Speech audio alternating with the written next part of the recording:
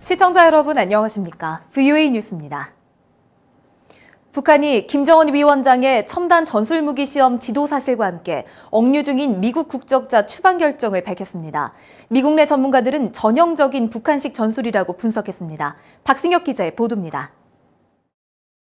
북한 매체들이 무기에 대한 구체적인 언급 없이 김정은 위원장이 첨단 전술무기 시험을 지도했으며 영토 철벽 보위와 전투력 강화에 큰 의의가 있다고 일제히 보도했습니다. 미북 비핵화 협상이 답보 상태인 가운데 김 위원장이 무기시험 현장 지도를 1년 만에 재개한 것은 미국을 압박하려는 전형적 수법이라는 분석이 나왔습니다. So it could be deception, propaganda, to drive a wedge, or simply to increase pressure. And we should remember that North Korea uses pressure to gain political and economic concessions. 일각에서는 공개되지 않은 북한의 첨단 전술 무기를 신형 장사정포로 추정하기도 했지만 사실 여부를 떠나 위험성을 간과해선 안 된다는 지적도 나왔습니다.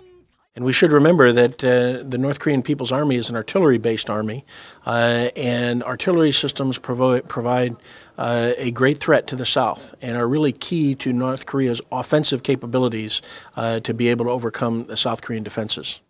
또 다른 전문가는 현재의 제재가 얼마나 북한을 압박하고 있는지 보여주는 사례라고 평가했습니다. 미국이 제재 유지에 강경한 입장을 계속 보이자 북한이 판을 깨지 않는 선에서 항의했다는 것입니다.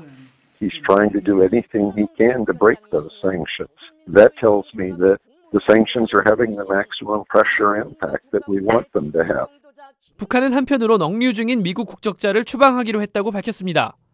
국무부는 성명을 통해 북한과 스웨덴 측에 감사를 표했습니다.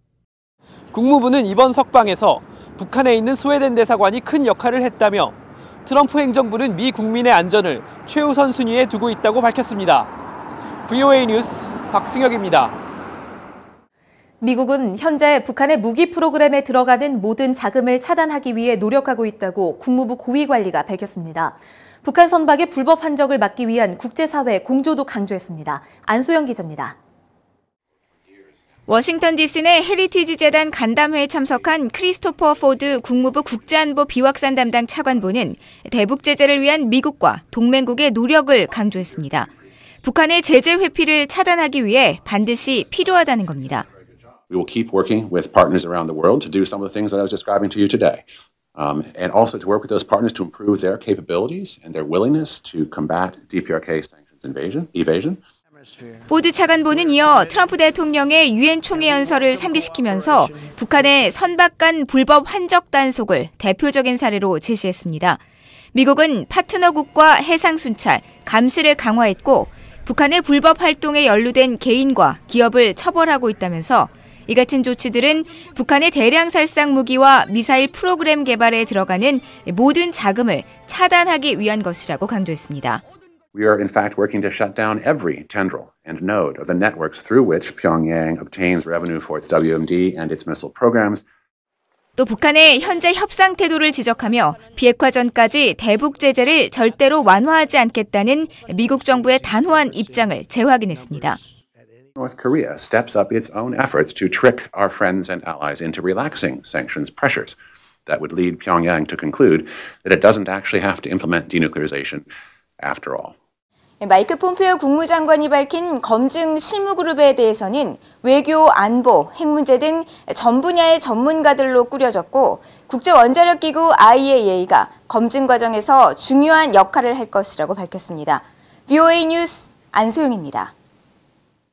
북한의 불법 해상 활동을 근절하기 위해 미국과 영국 당국, 국제해상보험회사 등 민간업계가 만나 대응책을 논의했습니다. 미 국무부는 영국 외무부와 유엔 안보리 대북제재위원회 전문가 패널, 국제해상보험업계 대표 등이 런던에서 만나 북한 관련 선박의 불법 선적과 환적 차단, 유엔 제재 위반 선박에 대한 보험 제공 중단 계획 등을 적극 검토했다고 밝혔습니다.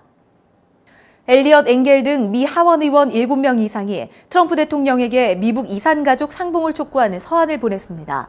의원들은 서한에서 트럼프 대통령이 북한과의 협상을 진전시키면서 미국 내 한인 이산가족 상봉 문제를 우선순위로 다뤄야 한다며 공식 시스템 마련을 주문했습니다.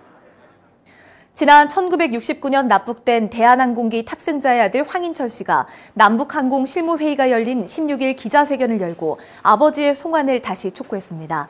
황인철 씨는 남한과 북한은 항공기 불법 납치 억제에 관한 협약을 먼저 이행하고 항공로 개설 문제를 논의해야 한다며 아버지 황원 씨의 송환을 촉구했습니다. 1969년 32세였던 황원 씨는 당시 강능발 김포행 항공기가 북한 고정간첩에 의해 납북된 뒤 돌아오지 못했습니다. VOA 뉴스 마칩니다. 시청해주신 여러분 고맙습니다.